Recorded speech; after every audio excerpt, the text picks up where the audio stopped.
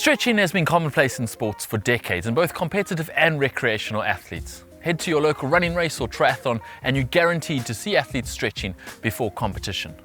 But should we stretch before competition or before training or ever? Today we answer the question, does stretching improve performance?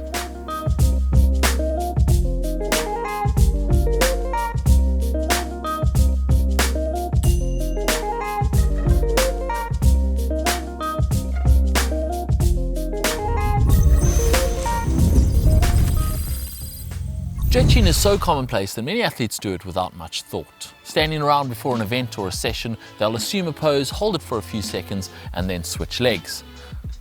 But what does stretching actually do, and does it improve your triathlon? The idea of stretching is to lengthen a muscle whilst it's relaxed. The thought is that if you lengthen a muscle while it's relaxed, it will improve the performance of that muscle the next time it is used. There's also thought that stretching will help with circulation, flexibility, and range of motion. But does the science back this up? The short answer is no. In a review of the studies published in the Frontiers of Physiology, it was found that a single bout of static stretching had no performance improvement on endurance running. Notably though, it also had no performance decrease on endurance running. Dynamic stretching, however, did lead to some improvement in endurance running. However, it's most likely that this was due to the whole body warm-up effect of dynamic stretching rather than a direct effect of stretching itself.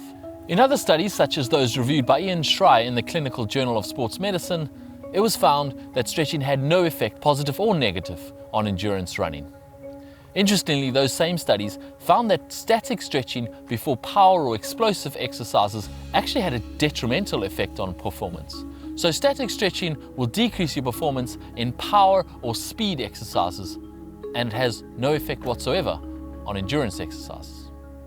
So is that an end to it? Is stretching a waste of time? It has no effect? Not so fast. Those studies reviewed looked a little further into the effects of regular stretching. That is, rather than a single bout of static stretching, regular stretching over a period of time. Of 9 studies reviewed, 2 found that regular stretching had no effect on performance, and 7 found that there was a performance improvement. None of the studies found that regular stretching was detrimental to performance. So what is going on? Should we or shouldn't we be stretching? The answer appears to be that we should all be stretching regularly, but we should not stretch immediately before exercise, and a single bout of stretching will not improve anything. This is most likely because only through regular stretching do we see improvements in range of motion, flexibility, and circulation. Now, while endurance running doesn't require a great range of motion, improved range of motion has been shown to improve running economy. And one of those studies reviewed in the Frontiers of Physiology found that runners who have poor flexibility to begin with see greater improvements through a stretching routine than those who have normal flexibility to begin with. So here's the big takeaway message.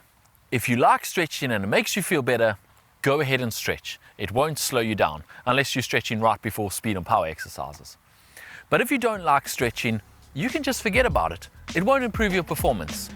But if you're tight, stiff, and have poor flexibility, then you should definitely start a regular stretching routine to improve that flexibility, because as you get improved flexibility and improved range of motion, it will improve your running economy and your performance. So, how should you stretch if you're in that last category and need to start a regular stretching routine? You shouldn't stretch before exercise. You should stretch after or at a time not related to exercise. You should be warmed up. Don't stretch cold muscles. You should stretch until you can feel it, but not to the point of pain. You should breathe and relax whilst holding each stretch for 30 to 60 seconds. Do not bounce. Stretch sport-specific muscles such as shoulders for swimming and hip flexors for running. Aim for symmetry. Stretch the tighter side more and the looser side less until they're even. And finally, and most importantly, do it regularly. There is no point in once-off or occasional stretching.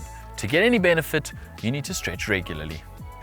The benefits of stretching for performance are a bit debatable, but the benefits of having good flexibility and range of motion for performance are not. And the way to improve your flexibility and range of motion is with regular stretching.